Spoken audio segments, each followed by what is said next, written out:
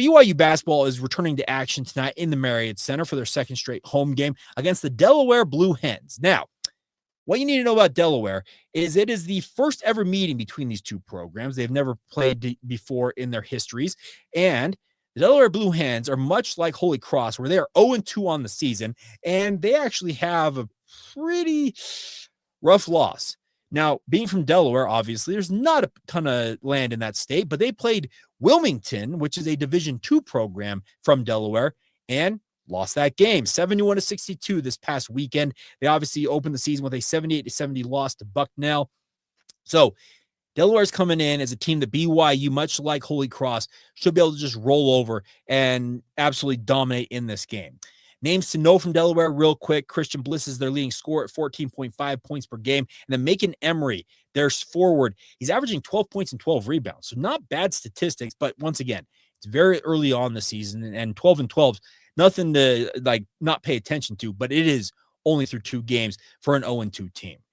What I'm looking forward to tonight from BYU is I want to see BYU work on 2 things that I think that they know. Yeah, it's 2 things in particular. I may add a third because it's kind of attached to one of these. But there are 2 key things I want to see from BYU. The number one thing I want to see improvement on is BYU on the offensive glass. If you've been paying attention, as I mentioned, it's only 2 games in, but BYU has been out-rebounded on the offensive glass by both teams they have played. They lost the offensive rebounding battle 17-12 to Villanova in the season opener and 9-4 to Holy Cross in that game last Saturday. Now, they won both of those games. They move up in the national rankings, by the way, checking in at number 7 yesterday in the new AP poll. So mark of respect for BYU getting the wins that they did, but at some point in the relatively near future, maybe as soon as this Saturday when BYU takes on UConn, the offensive rebounding woes that BYU has suffered early on the season could rear its ugly head and cost them in a big way.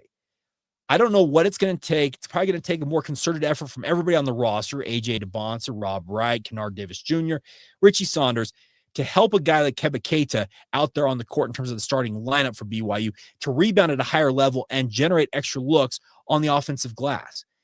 I look at it, and it feels like in so many ways that Keba essentially is the only guy out there who is capable of securing a big rebound. But I think guys like A.J. DeBonce have got the skill set, the body type to go out there and do just that. So I want to see an improvement on the offensive glass. I would like to see BYU actually win the offensive rebounding battle and show that they can do that against Delaware, because Delaware and Holy Cross, they're some of the worst teams on paper BYU is going to face this season. You need to show that you can assert yourself and do things that have been a weakness for you to this point against teams of that ilk, so you can get better as the season progresses against teams like a UConn team later on this week. The other thing I want to see from BYU is an improvement in the 3-point shooting. Now, Kevin Young talked about it after the game on Saturday, that this year's roster construction was a little bit different. It's more about having versatility on that lineup, but one of the questions coming into the year is, outside of Richie Saunders, who are your proven 3-point shooters who can 40+% from the arc? Well, so far on the season, BYU is 12 of 42, shooting a paltry 28.6% from beyond the arc. That number is not sustainable. And I know that a guy like Kevin Young, he knows these numbers better than I do, and he knows the advanced analytics better than I ever will. But I can assure you that 12 of 42 is not what he was expecting from this team. I'm also, once again, reiterating it's essentially to say there's only 2 games in, and there's plenty of time for BYU to correct that. But you need to see this team show an improvement at its shot selection from beyond the arc, and more importantly, start to make shots from beyond the arc. I can accept that that a guy like Richie Saunders, the season opener, he'd been puking all day. He definitely didn't look himself against Villanova, and he had a poor shooting night that night. Well, what BYU did against Holy Cross is, okay, if you guys want to defend the perimeter and make sure you're not going to shoot our threes, we'll go right to the rim and score on you. Maybe that's what Delaware's game plan is going to be as well, and BYU will score another 60-plus points in the paint. Hey, it's a high percentage shot. It's the highest percentage shots in basketball when it comes to a slam dunk and the like, and obviously gets the crowd going when guys like A.J. DeBonce and Richie, and in the case of A.J., he's encouraging guys even like Dawson Baker to dunk the basketball. If you didn't see that viral clip on social media, that was pretty funny. Can somebody tell Dawson Baker to dunk the basketball? It's pretty funny. It was great. But the point is, it depends on how teams are going to defend you. And if they are intent on defending the perimeter, okay, great. go to the rim, and score at the rim. But there are still enough opportunities in games like this against an overmatched Delaware Blue Hens team that you should be able to drive and kick and work on those 3-point shots. Now, is it going to be perfect? No. And do I expect BYU to shoot better than 50%? Probably not either. It'd be nice to see that because that would show that they've started to round into form in terms of hitting their shots. But I want to see Richie start hitting from beyond the arc. I want to see a guy like Kennard Davis Jr., AJ DeBonsa, Robert Wright III.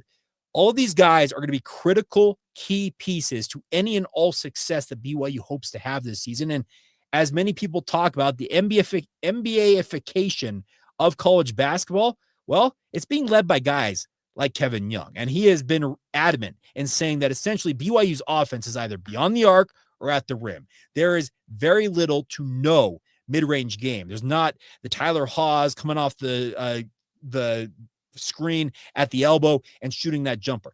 That doesn't exist in this offense that Kevin Young has put on the court. So if you're going to live by his stated goals of what he wants to see from BYU's offense, we need to see an uptick in the 3-point shooting. Now, the flip side of that, in terms of those 3-point shootings, 3-point shooting is that it obviously lends itself to opening yourself up for fast breaks the other way for long rebounds. BYU's defense has been pretty darn good for long stretches so far in the 2 games that they have played, but transition defense is something that I want to see more of from BYU, is their ability to stop breaks from happening. Now, is Delaware going to be the type of team that's going to really be able to break on you and really make you pay for it? TBD. But it's another chance, as I mentioned, to work on different parameters and different facets of the game that obviously are going to be critical parts of success you're going to need to have later on as tougher games come in the non-conference slate. And also, obviously, once Big 12 play arrives. I'm looking forward to this. And I know that the Holy Cross game, I actually walked past a guy. I was walking around the concourse at halftime going to see a buddy. And I overheard him say, well, we can go home now. That game's over. And it very well might be that same case tonight against Delaware. But it is still an opportunity to watch guys like AJ DeBonsa play in a Cougar uniform because you're not going to see that many of them. And all reality, if BYU does make that hopeful run in the Final Four, that type of deal, is it 41, 42 games at most you're able to watch him? So take advantage of all the opportunities you have to watch guys like this, but also keep an eye out for improvements BYU will try to make along the way when it comes to their overall gameplay and overall game plans along the way. All right, so that's going to do it for today's edition of the show. Coming up tomorrow, reaction to BYU's placement in the college football playoff rankings. Obviously looking forward to a big weekend ahead. More on BYU and TCU.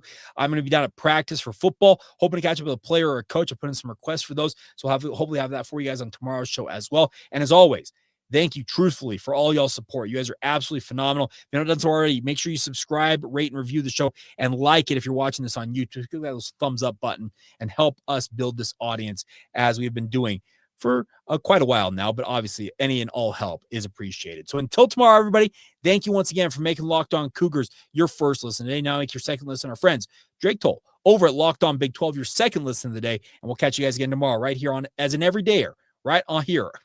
Keep butchering this right here on the Locked On Cougars podcast.